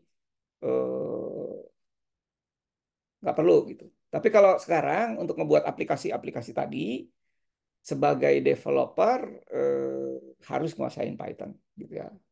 Harus nguasain. Sekarang karena belum belum ada orang yang buat apa ya apps-nya gitu. Tapi saya yakin ke depan seperti machine learning, dulu machine learning saya belajar itu sangat repot. Sekarang ada yang namanya automatic machine learning yang dikeluarkan oleh Azure atau Microsoft misalnya, bisa kita pakai PyCaret-nya Python, itu hanya tinggal masukin data, hitungannya dilakukan oleh mereka. Nah, saya juga berharap untuk data-data yang tidak berstruktur itu bisa dilakukan dengan aplikasi yang sejenis. Tapi kalau sekarang masih tetap dibentuk dalam Python. Jadi kalau kita lihat, saya menciptakan apa aplikasi ini masih di Python. Ini contohnya di belakang apa? Tadi yang jalan itu adalah ada ini. Nah, kalau udah kayak gini biasanya orang HR itu agak garuk-garuk kepala gitu. Nggak apa-apa, kasihin aja ke teman-teman AI yang bisa melakukan ini. Gitu. Itu jawaban saya Mbak Uga. Oke, Bapak Ibu semua. Tadi tuh udah ada spill-spill ya. Jawaban dari Kang Heru soal pakai aplikasi apa aja ataupun harus punya keterampilan apa aja. Ini mungkin sedikit nyambung ke pertanyaannya Pak Awan Setiawan, Kang, pengetahuan dan keterampilan apa saja yang perlu diasah di era masa kini, khususnya industri 4.0 sama era society 5.0. Kan tadi udah di-spill tuh dua tiga Hmm. hal nih yang perlu dipelajari atau nggak usah belajar gitu ya. Silakan, Eh, Kang. ini pertanyaannya menarik, pertanyaan yang sangat apa mendasar sebetulnya. Itu sama ketika kemarin ChatGPT itu sempat mau dilarang oleh pemerintah, oleh satu kementerian lah, tidak boleh karena itu tidak mendidik, plagiasi akan banyak dan lain sebagainya. Eh, Ternyata yang menentang lebih banyak daripada yang setuju gitu. Mereka setuju untuk ditutup gitu. Saya waktu itu berlima atau berenam. Saya bilang ke teman-teman waktu itu adalah kita harus lihat dulu output pendidikan kita seperti apa gitu. Kalau output kita pendidikan kita misalnya nih, kalau Mbak Uga tuh ada hanya pintar 3 hal misalnya. Misalnya nih ya, pintar di knowledge, di pengetahuan. Saya bilang ChatGPT saya lebih jago karena dia lebih besar repository-nya gitu ya. Daya ingat, daya ingat ChatGPT itu memorinya retrieval-nya juga kuat banget gitu. Sampai sekian puluh tahun dia bisa bisa dia ingat. Yang ketiga dia patuh. Kalau kita perintah A, maka dia akan perintah A tidak B. Betul. ChatGPT juga seperti itu. Jadi kalau kita keluarkan orang yang kepatuhannya tinggi, kemudian dia knowledge-nya bagus, kemudian memorinya kuat, itu pasti terlindas oleh mesin gitu. Tapi kalau kita lihat di mana letaknya adab, ya, di mana letaknya leadership, di mana letaknya creative thinking. Nah, ini nggak ada. Nah, terus saya sekarang tinggal balikan di kurikulum kita ini di mana naruhnya ya? Gitu. Kurikulum kita lebih banyak ke pengetahuan, ke tadi memory retrieval, sama ke kepatuhan. Jadi jangan salahkan AI-nya dong, Gen AI-nya. Masa kita mau membunuh padi, ada tikus di lumbung padi, terus kita bakar lumbung padinya? Enggak dong, kita tangkap tikusnya dong, gitu. Ya. Jadi kalau Pak Awan nanya, apa keterampilan masa depan? Saya selalu ada nyebutkan, ada tiga skill yang harus dipunyain. Satu skill learning. Learning kita udah punya, semua itu udah punya. Kita belajar terus di kampus dan lain sebagainya. Tetapi kalau kata Toffler, ada yang skill yang kedua, unlearning. Kita harus berani ngelupain itu semua dan masuk ke satu zona yang mungkin uncomfort. Bagaimana saya waktu itu sama Profesor Ras, lupain tuh psikologi, Anda belajar Python sama R. Kang, maaf Kang, suaranya agak kecil, menurun lagi. Turun lagi ya. Jadi Ya, misalnya saya harus belajar komputerisasi atau apa ya, programming itu di umur 54 tahun untuk R sama Python. Tapi ternyata bisa gitu. Jadi heran buat saya kalau ada orang di bawah, jauh di bawah umur saya 30-40 tahun. Aduh kalau udah Python udah dah nyerah gitu. Udah R nyerah gitu. Waduh saya bilang, saya belajar mereka itu di umur 54 tahun. Itu proses unlearning. Berani nggak kita berpikir reserve? Kalau kalau di programming ada yang namanya reserve engineering. Kalau kita berpikir A, B, C, kita harus berani pikir C, B, A. Tebaliknya gimana gitu. Nah, itu cara pikir hackers. Gitu seperti itu. Nah, kalau kita sudah berani unlearning, kita nanti masuk ke eranya namanya relearning. Kita punya suatu pengetahuan baru. Nah, ternyata Toffler tidak ini, Kang Awan, tidak tidak baru-baru banget ya. Aristoteles sudah dari dulu sudah sebut ada tesis, ada antitesis, ada sintesis. Artinya apa? Kita tidak pernah berani ngambil antitesis sehingga tidak menemukan sintesis gitu ya. Jadi kalau kita punya misalnya sekarang dulu kita jangan puas bahwasanya kita punya satu metode baru misalnya. Kayak sekarang psikometri ada classical test, muncul yang modern yang namanya item response theory. Jago di item response theory baru kemarin Mas Heru mau belajar yang baru nggak? Namanya psychometric AI. Wah, udah barang baru lagi gitu. Artinya apa? Kemampuan kita untuk unlearning, kemudian kita menyerap relearning, itu menjadi menjadi apa ya? Menjadi suatu keharusan yang disebut never ending apa? Learning. Jadi kalau saya sebut generasi cakap adalah generasi yang mau belajar terus. Gitu. Bukan udah kalau kalau kalau kata si Toffler bilang apa? Ada di Mount of Stupidity. Wah, berada di puncaknya kebodohan itu apa? Ketika orang mau learning tapi tidak mau unlearning. Dia tidak kompeten, belum kompeten, tapi sudah merasa dirinya kompeten gitu ya. Nah, itu yang jadi masalah. Jadi kalau saya justru balik bukan di keterampilan apa yang disiapkan. Mindset apa yang kita harus siapkan ke sana. Itu lebih penting. Itu mau gak? Oke, jadi walaupun trennya mungkin nanti bertumbuh terus pakai AI, blockchain atau apa ya, sebenarnya yang penting itu adalah mempersiapkan mindset apa yang dibutuhkan untuk tetap bisa mengikuti transformasi gitu ya di dunia HR ataupun juga di dunia AI kayak gitu. Kang Ya, Pak Awan Setiawan semoga menjawab. Kalau enggak boleh nanya lagi. Oke, nah ini dari anonim ya. No offense ya, Pak, katanya. Kan kita dunia HR gitu ya. Apakah fungsi human di HR bisa jadi terancam kalau kita banyak menggunakan perangkat AI gitu. ya. Nah, ini pertanyaan yang bagus. Saya selalu jawab gini, AI itu tidak pernah menggantikan orang. Itu yang perlu dicatat. Premis yang kedua, tapi orang bisa digantikan dengan orang yang mengerti AI. Nangkep ya? Artinya orang tidak tergantikan dengan AI, tetapi orang yang tidak mengerti apa-apa, apalagi dia tidak mengerti AI, akan digantikan oleh orang yang mengerti AI. Contoh ya, yang melatih AI itu harus orang. Jadi nanti akan berkembang yang namanya AI trainer. Orang-orang yang melatih mesin menjadi lebih pintar. Dan itu kalau kita bicara, itu tugasnya orang HR. Jadi bagaimana dia bisa melatih mesin menjadi lebih pintar. Kalau dia ada di level A, mesinnya di level A, berarti kita harus belajar lagi di A+1 gitu, supaya mesin kita menjadi A+1 dan terus menerus gitu. Jadi apa ya, profesi nanti ada AI trainer in HR, AI trainer in recruitment and selection gitu. Itu pasti dibutuhkan banyak. Gitu ya.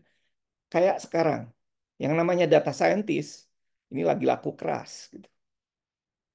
Karena nggak ada sekolahnya gitu kalau saya lihat ya. Tapi kalau nanti saya dengan teman-teman bikin bootcamp di mana-mana, itu harganya jatuh. Habis data scientist apa? Oh, ini mesin udah bisa ngolah data.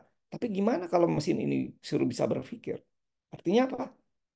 AI developer akan naik gitu. Data scientist sudah mulai turun jadi AI developer gitu.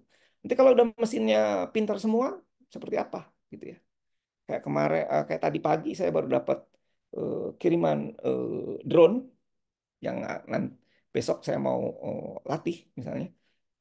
Ini yang sudah ditanam eh, chip yang kita bisa hubungkan dengan EEG gitu. Ya.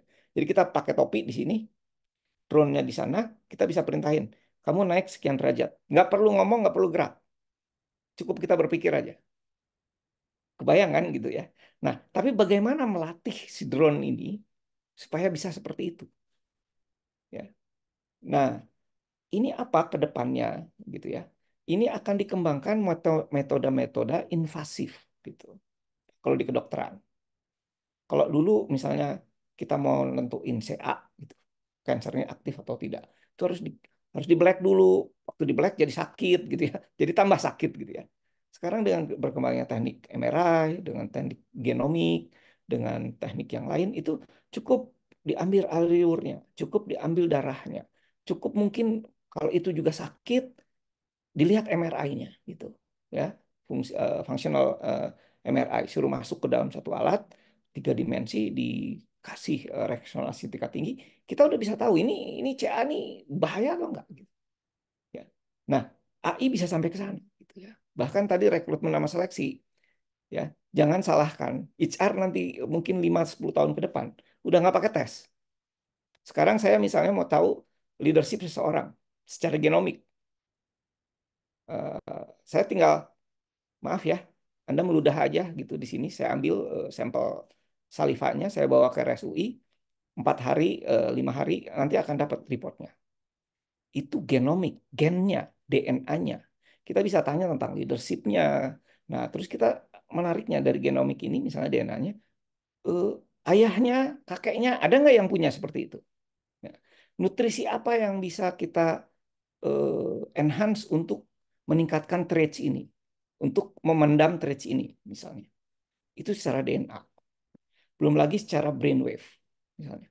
Orang suruh nonton video, tapi ada sensor dari jarak jauh, kita bisa tahu, oh ini lagi mikir apa, gelombangnya mana. Ya. Nah, mungkin 5-10 tahun kita udah berkembang ke sana gitu. Ya. Menghilangkan banyak orang, ya pasti ya, asesor nggak ada gitu kalau udah ke sana gitu. Ya. Nah, artinya ada beberapa fungsi yang tidak ada, tetapi akan muncul lagi. Misalnya, saya butuh orang yang ngerti MRI. Saya butuh orang yang bisa melakukan regen analisis atas DNA gitu. Jadi jabatannya tetap fungsionalnya ada gitu ya. Tapi orangnya sudah lain qualified-nya. Mungkin itu yang saya jawab. Oke, Kak Heru, terima kasih. Lanjut ya, ini kayaknya seru banget. Kalau ada yang raise hand atau mau ngobrol langsung boleh kayaknya ya. Bauca Mangga, bisa ya? mangga. Bisa buka mic kalau Kemik, ada yang mau boleh, nanya mangga. langsung. Bisa Bapak Ibu jika mau langsung Iya, mengajukan pertanyaan lively ya kan, tanpa boleh. mengetik, Ada yang mau boleh live nanti langsung atau input. yang tadi udah ngirim di Q&A box mau nanya langsung boleh. Sambil nunggu yang raise hand, ini ada yang mau curhat kayaknya ya Kang. Mm, Tama Suri gitu ya. Saat mm. ini sedang eksplor penggunaan AI, masih menggunakan ChatGPT yang gratisan 3.5 untuk tugas-tugas yang ringan gitu ya. Apakah worth kalau kita perlu upgrade yang berbayar gitu ya, yang sampai 4.0 karena tugas-tugas ringannya udah sama yang gratisan nih, perlu update nggak, upgrade nggak?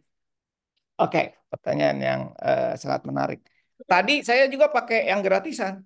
Nah, saya pakai gratisan karena saya pikir justru kalau misalnya memang bisa terjawab dengan yang gratisan, ya itu udah cukup gitu. Nah, tetapi untuk pekerjaan-pekerjaan yang tadi, Mas, misalnya membuat predictive analytics, terus membuat image classification, terus misalnya ini sekarang lagi ada tadi, gimana kalau misalnya kita suruh bikin struktur penggajian.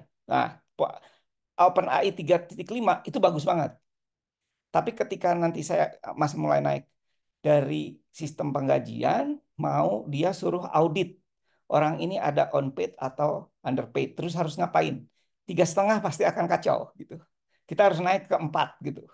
Baru nanti akurat ininya apa saran-sarannya gitu. Jadi betul Mas, kalau kalau apa kalau sederhana tugasnya pakai 3,5 aja. Bahkan 3,5 buat saya itu masih cukup lama, apalagi pakai komputer lama.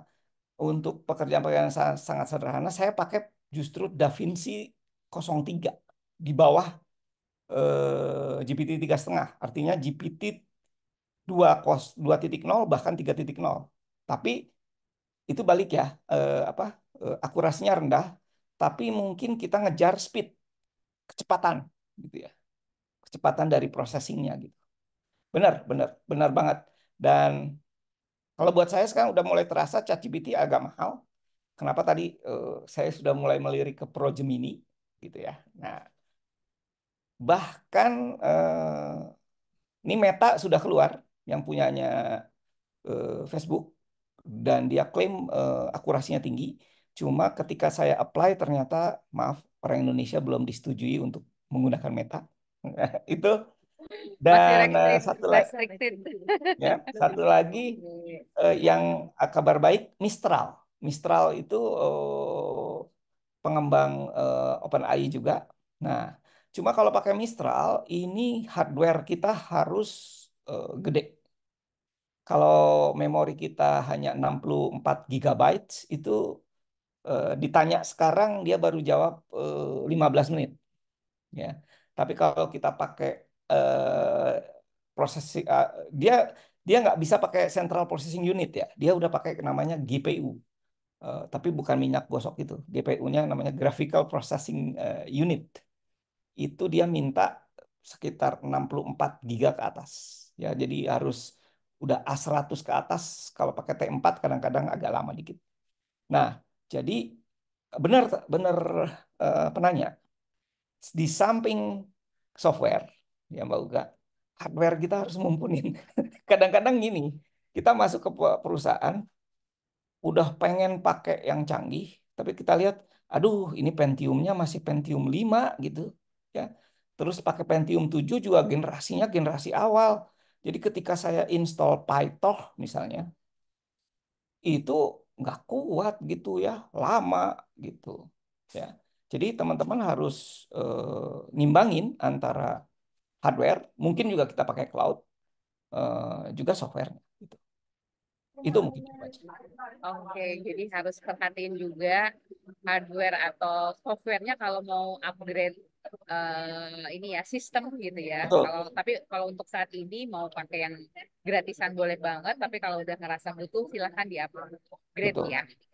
Oke, di sini yang tadi raise hand ada Pak Tegar Basudewo. Silahkan open mic kalau bisa open cam Pak biar seru gitu. Silakan. Bahkan Mas Tegar, Ya, Mas Tegar, Pak Tegar, dari perusahaan apa? Kalau boleh tahu dan lokasinya di mana?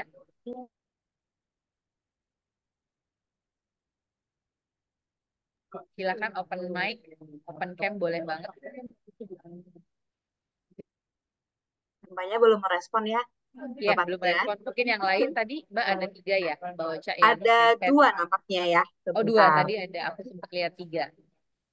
Ada satu lagi, boleh?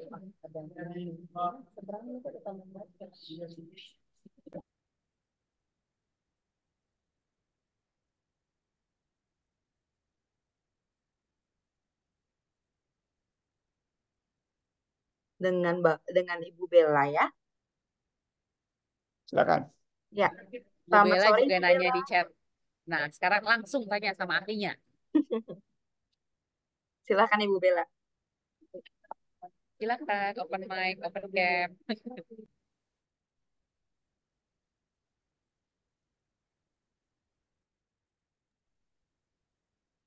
Nampaknya sudah unmute tapi belum terdengar suara Ibu Bella. Bisa dibesarkan volumenya? Terima kasih.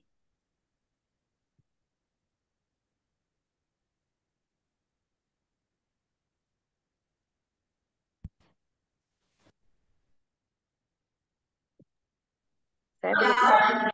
Iya Ibu Bella. Oke, halo, udah kedengaran Bu suara saya? Sudah, Sudah, sudah. sudah. Mangga, mangga. Ya, mohon izin tadi saya mau nanya, tapi udah nanya di kolom questions, Ya, nggak udah apa-apa. di question Silakan. box juga. Langsung aja ya Pak, mau tanya. Ya, Jadi kan tadi udah dijelasin kayak misalkan ada beberapa ada tentang AI ya. Nah, jadi kan di sistem kantor saya itu kebetulan masih pakai sistem manual. Nah, untuk bisa kalau ke depannya nih bisa mengaplikasikan aplikasi tersebut pada sistem HR yang dari awalnya manual untuk menggunakan sistem tersebut pasti kan banyak banget yang harus dipelajarin. Nah, keterampilan apa sih Pak yang harus dipelajarin untuk para HR misalkan yang melakukan sistem secara manual?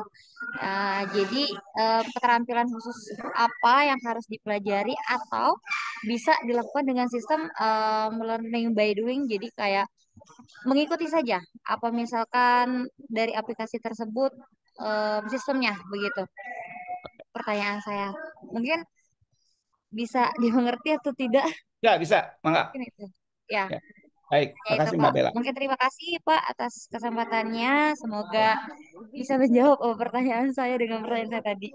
Baik. Mbak Bella boleh tahu nggak pekerjaannya atau bisnis perusahaannya di bidang apa? Saya di kantor pialang Ibu. Kantor? Jalan. Pialang pialang Oh, pialang. Oke, oke, silakan. iya. Boleh, Kang Heru. Baik. Jadi kita bicara HRIS sekarang. Ya, kalau tadi sistemnya.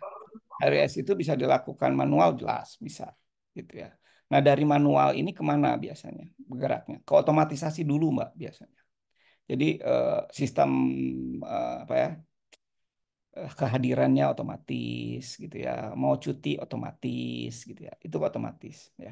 Nah, itu biasanya otomatisasi dulu, muncullah HRIS yang ada tidak hanya sekedar ngumpulin data, bikin report, tapi ada otomatisasi tadi. Jadi misalnya kalau mau minta cuti itu apa cukup lewat WA gitu ya, saya mau cuti tanggal sekian, dikasih atau enggak gitu. Nanti itu akan diblast ke stakeholder. Stakeholder ada yang keberatan enggak kalau dia cuti tanggal sekian. Kalau enggak langsung dieksekusi gitu. Nah, misalnya kita bisa buat itu satu jembatan ya.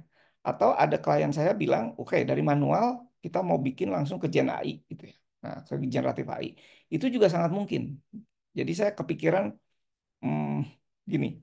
Dulu saya itu orangnya sangat sistematis. Kalau belum A, kalau belum B, kita nggak bisa ke C, gitu ya. D, gitu, sistematis banget, gitu ya. Nah, saya pernah ketemu sama satu profesor di satu seminar di foreign sana, gitu ya. Prof, kita gimana sih orang Indonesia ini? Jangankan ke AI, gitu ya. Jangankan ke AI. Kita data aja kadang-kadang masih kececeran. Masih kotor, masih berantakan dan lain sebagainya. Nah, apa jawaban Profesor AI itu? Gitu ya. Dia bilang, harusnya yang beruntung kamu, Ru, katanya, bukan kami gitu. Kalau kami itu sudah kadung masuk, gitu. Data kami kotor, sehingga kita harus membersihkannya dulu. Oh, kadang-kadang kita bilang, udah deh kita hancurin dulu, kita bangun lagi, dan itu mahal, lebih mahal gitu. Kamu mumpung belum ada nih sekarang justru kita merancang mana mana yang bagus gitu. Mana yang bisa kita perbaiki dari A, B, C, D sehingga kita sudah bisa antisipasi A, B, C, D-nya kemana. Sehingga saya berpikir, iya ya, memang lebih baik seperti itu. Tidak jarang saya di program konsultasi sekalipun itu akhirnya udah kayak ngebangun rumah, kita ngebangun rumah, kita beli rumah, tapi ternyata renovasi itu lebih mahal daripada ambrukin dulu bangun lagi gitu. Ya, nah, itu itu satu konsekuensi yang harus dibangun. Jadi kalau Mbak sekarang kami masih manual, saya teringat dengan profesor tadi, itu saatnya gitu, saatnya Mbak ditata, gitu ya. Mana yang bisa diotomatisasi, mana yang tidak gitu, mana yang dibantu gitu dengan alat. Apalagi tadi pialang. Kemarin saya dihubungin dengan apa satu perusahaan, Mas, ini kan laporan apa ya, laporan investasi ini banyak. Bisa nggak sih kita bikin satu sistem yang orang laporannya di-download, terus mesin langsung menganalisa, langsung ngasih tahu ke pialangnya, nih hati-hati nih, perusahaan ini trennya kayak begini gitu. Saya bilang, itu mah kerja mesin, bisa. Mari kita buat gitu ya. Kita buat 3 bulan untuk ngenalin pola dan trainingnya, sehingga memang akhirnya mesin apa ya, untuk saya sebutnya investment banking generatif AI bisa memberikan ke kita sistem warning, hati-hati ya dengan perusahaan ini, 3 bulan ada ini. Nah itu sudah jalan dengan seperti itu gitu ya. Jadi artinya kalau saya selalu kalau di HR itu agak belakang, tidak nendang gitu. Kalau di bisnis saya selalu bilang orang yang ngasilin duitnya dulu nih, kita benerin, baru nanti kita ke belakang gitu ya. Nah, itu jadi sangat mungkin gitu ya di dilakukan gitu untuk Mbak Bella. Oke. Jadi buat teman-teman atau Ibu Bella ataupun teman-teman yang lain, kalau yang masih manual, malah inilah saatnya ya Kang ya, Betul. untuk merancang sistemnya dulu sebelum benar-benar dibuatkan tag-nya gitu ya, teknologinya gitu. Nggak usah khawatir. Oke, nih Kang ada pertanyaan lagi dari Ibu Yesika Agustina. Pak izin tanya kalau aplikasi yang tadinya bisa membaca hasil assessment, bahwa Bapak sampaikan saat AI membaca report itu tidak akan ada bias gitu ya. Nah, statistik apa sih yang dipakai sehingga tidak ada bias dalam pembacaan reportnya? Kan tadi akan share juga ya, AI itu bisa dipakai untuk assessment atau assessment center bahkan. Silahkan Kang. Baik. Nah, kalau nanya statistik apa, yang saya pakai namanya statistical learning. Jadi bukan statistical klasik. Jadi kalau misalnya statistical nanyanya pakai ANOVA, pakai SEM, atau pakai structural equation modeling, atau pakai Monte Carlo model, nggak pakai itu gitu. Kita pakai namanya statistical learning. Ini yang biasa banyak dikembangkan di keilmuan matematika dan computing, di komputer.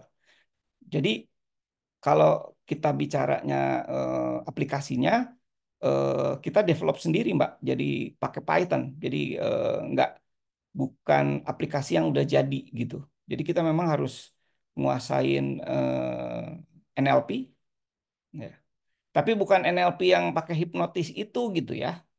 Itu mah lain gitu ya. Ini namanya natural language programming gitu ya. Karena saya pernah mau lagi dihubungin sama satu IO, Kang Heru kan jagonya NLP katanya. Bisa nggak ngisi satu sesi? Saya bilang NLP ya. Wah, ini hebat nih, IO ini udah bicara NLP gitu kan. Oh, boleh boleh. Oh, siapa pesertanya?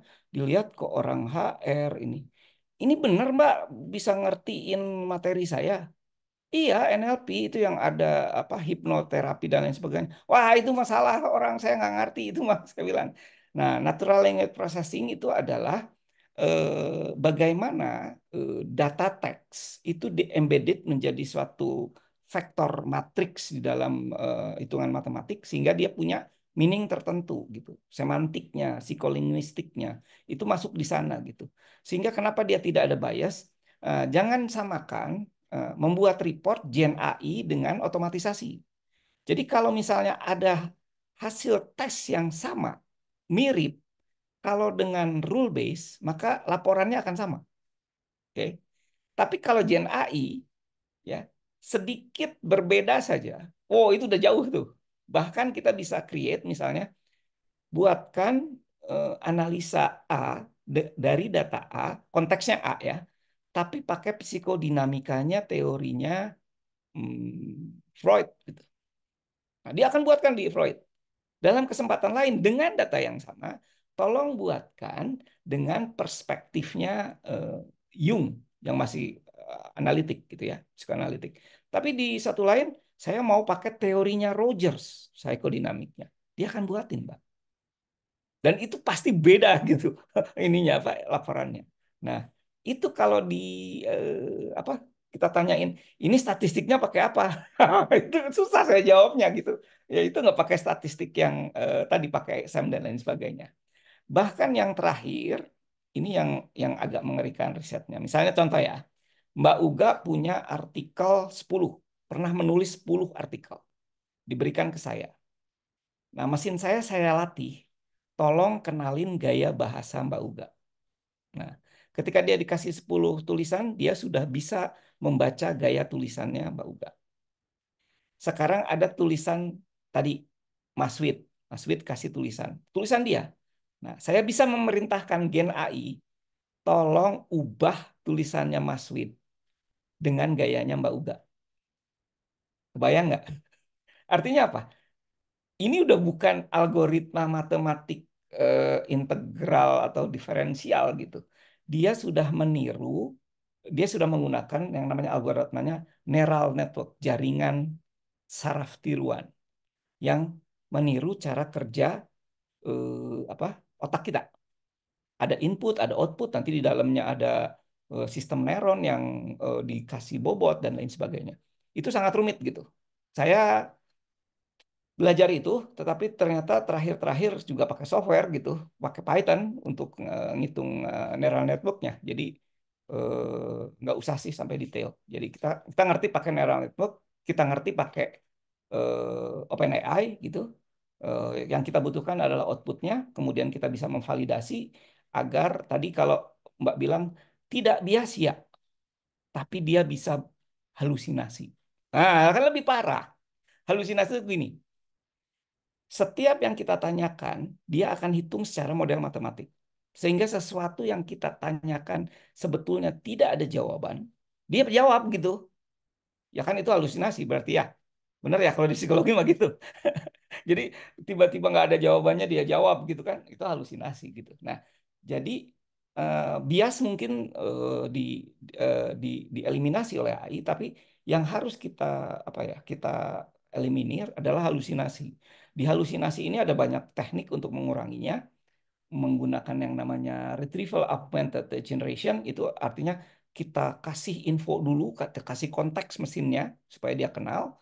Kemudian yang kedua kita masukkan memori, artinya pengetahuan masa lalu dimasukin dulu supaya mesinnya punya memori masa lalu, sehingga konteksnya kena dan dia apa ya direstrik, dibatasin untuk menjawab pertanyaan yang kalau ada pertanyaan di luar itu pernah nggak AI-nya kan ngomong gini, kami hanya model AI tidak bisa menjawab pertanyaan Anda. Nah, itu artinya sudah direstrik si AI-nya dibatasin gitu. Itu mungkin jawaban saya Mbak Uga. Oke, thank you. Kang Heru untuk jawabannya. Jadi statistiknya bukan yang kayak di kuliah itu ya. Mungkin kuliahnya bukan yang khusus gitu kayaknya statistical learning. Mungkin jurusannya anak-anak matematik atau computing ya.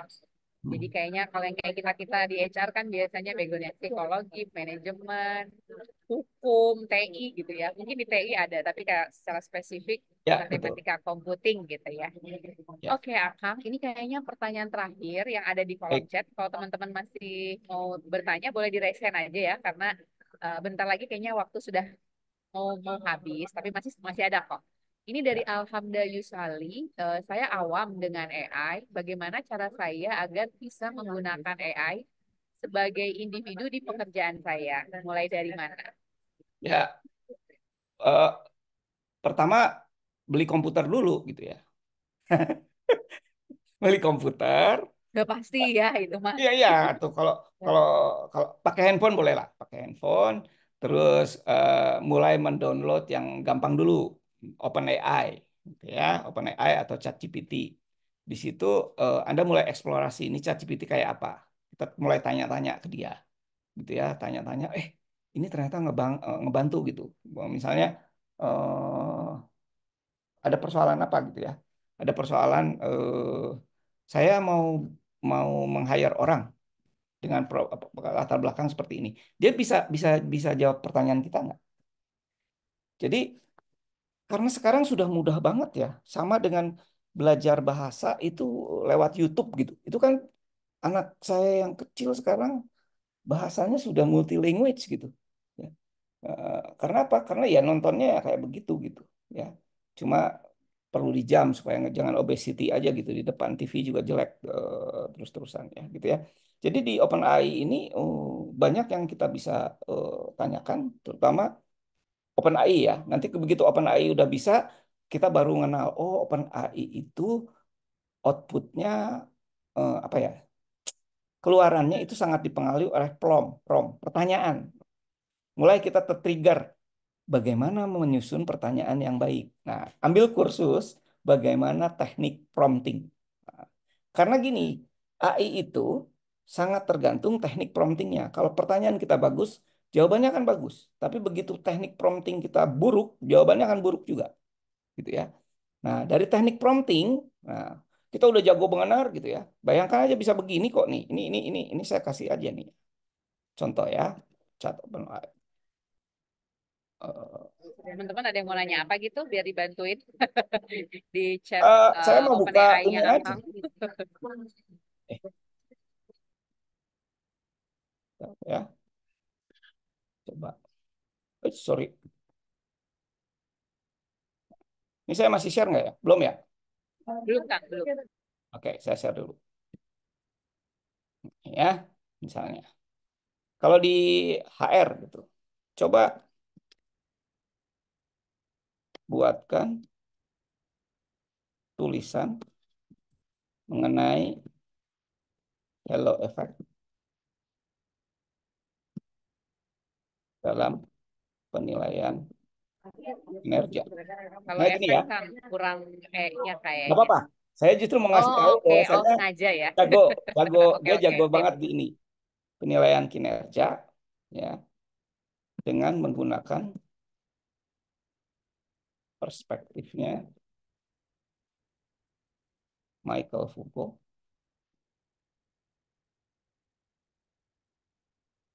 postmodernis. Kan susah nih. Ini kan susah. Belum tentu lulusan magister MM suruh jawab ini bisa gitu ya. Nah, kita lihat, bisa nggak dia? Dia buatin, Pak, kontemplasi halo effect dalam penilaian kinerja. Abstraknya dia buatin, ya. Kemudian bagaimana mengeksplornya. Oh, nah ini, sorry. Ini ada, nah ini kita terusin. Nah, tulisan ini adalah untuk ini, gitu ya. Ini udah bisa. Kalau di training, buatkan rundown, training apa misalnya? Transformasi workshop, transformational leadership,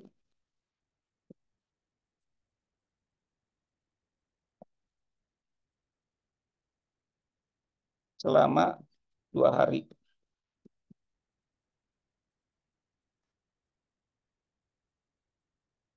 Oh, ini rundownnya ya. Pagi ngapain aja, sesi 2, sesi 3, sesi 4. Nah, nggak sampai di sini. Ini baru rundown. Nah, sekarang lagi pengen bikin iklannya, ya. Nah, buatkan landing page, workshop, apa tadi, transformational leadership,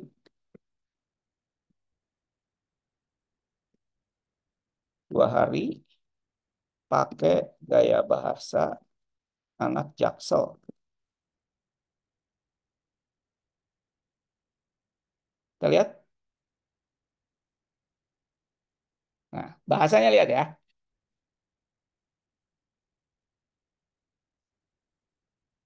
Ini yang mungkin kalau yang saya nggak akan bisa nih buat gini. Upgrade skill kepemimpinan lu dengan workshop 2 hari langsung. Lu udah tahu nggak sih? Ini sapaannya sudah beda, gitu.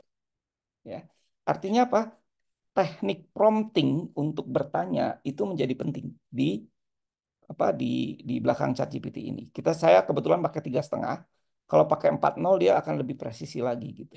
Bahkan kalau misalnya teman-teman mau yang detail gitu ya, saya nggak tahu ini udah update nggak. Bisa dijelaskan pasal 29 ayat 1 Undang-Undang Tenaga Kerja yang baru enggak ya? Nah, dia bilang tuh tidak punya, tapi ayat tentang ini dan ini. Kenapa? Karena diterbitkan tahun 2021. Tidak, datanya 2021. Tapi kalau yang terbaru dia belum punya akses. Nah, ini dengan cara apa kita masukin dulu PDF-nya ke ChatGPT, dia kita bisa akan lebih bikin dia bisa lebih pintar, ya. Jadi dia punya keterbatasan gitu, ya. Jadi itu Mbak Uga, kalau mulainya dari mana? Dari kita, keberanian kita menggunakan ini. Oke.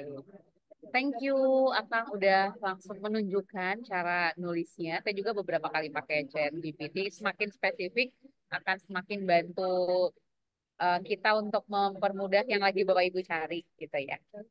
Karena kita punya 10 menit terakhir, mungkin dari Kang Heru bisa ada 3 ini ya, Mbak Ocha ya, 3 voucher. Iya, tapi nanti by survei barcode Mbak Oh, Uga di akhir by aja. survei barcode. Oke, sip. Bapak Ibu semua boleh mengisi terlebih dahulu survei eh, sesi hari ini dan juga boleh memberikan feedback terhadap sesi kita. Boleh di screenshot dulu atau langsung diisi aja biar cepet-cepetan. Nanti akan dihubungi oleh tim Job Street. Seru banget dapetin voucher MAP. Nggak harus nunggu akhir tahun dulu buat dapet diskon. Boleh langsung menggunakan vouchernya dan juga akan dikirimkan merchandise ya untuk 3 lucky winner. Betul. Jadi Bapak Ibu, terima kasih atas kesediaan untuk mengikuti Siktoks pada sore hari ini. Langsung bisa diisi saja surveinya. Nanti kita akan pilih secara acak dari 3 pengisi survei yang beruntung dan langsung akan dikirimkan MAP voucher sebesar 200.000 dan merchandise dari Jobsit by Sik. Kemungkinan hari Senin ya kirimnya karena besok adalah sudah weekend. Minggu juga sudah weekend. Sambil mungkin kalau ada yang mau disampaikan closing statement-nya dari Mbak Uga, silahkan. Dan Pak Heru. Eh, Ya, closing statement-nya Kang, boleh. Pak, Untuk closing mengencourage statement-nya itu teman-teman tadi, HR. closing statement-nya jangan takut belajar untuk AI, dan eh, AI nggak bisa ngegantiin orang, tapi eh, orang yang nggak ngerti AI pasti tergantikan oleh orang yang mengerti AI. Itu closingnya. Halo? Jangan jangan khawatir gitu ya, kita akan Ngapain terganti khawatir? oleh mesin AI, tapi kita dapat terganti oleh orang lain yang ngerti AI.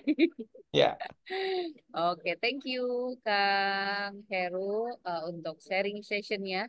Kalau kata anak muda sekarang mah daging banget ya. Saya juga sampai banyak nyatet nih. Oke, Bapak Ibu semua, silakan di screen capture ini boleh. Terus juga diisi link surveinya. Oke, mungkin itu dari saya dan Kang Heru. Saya kembalikan untuk kelanjutannya, Mbak Ocha, silakan. Baik, terima kasih Mbak Uga sudah membantu untuk menjadi moderator kita pada sore hari ini. Terutama untuk Kang Heru, wah ini saya jadi pengen belajar lebih lanjut dan nggak mau ketinggalan gitu ya. Kang Heru aja bisa ngelotok di usia tadi berapa 54 tahun gitu untuk starting mempelajari hal ini. Ayo yang muda-muda harus lebih bisa adapt dan agile dengan apa yang terjadi saat ini bahwa kita sudah sangat dekat dengan per AI-an gitu, artificial intelligence, dan ini akan ngebantu kita untuk kinerja kita di bidang apapun saya kira ya, dan pastinya be smart user juga ya Mbak Uga ya. Jadi uh, ini adalah bahasan yang menarik. Terima kasih Pak Heru. Sampai jumpa teman-teman semuanya di kesempatan sektor selanjutnya. Kita akan ketemu lagi nanti akan ada schedule di 3 Mei Bapak Ibu yang mendapatkan blast dan informasi dari the next schedule upcoming TikToks di 3 Mei. Silakan bergabung karena topiknya akan ada yang lebih seru lagi. Terima kasih Mbak Uga, tim Generasi Cakap, dan Pak Heru. Selamat sore terutama untuk juga tidak lupa Bapak Ibu semua yang sudah berpartisipasi pada siang hingga sore hari. Terima kasih Oke, terima banyak Terima kasih kasih banyak. banyak Kak Oke, ya. Heru, izin live ya. Mbak Oke, Ocha, Sehat dan izin. selalu. teman-teman lainnya. Connect di LinkedIn.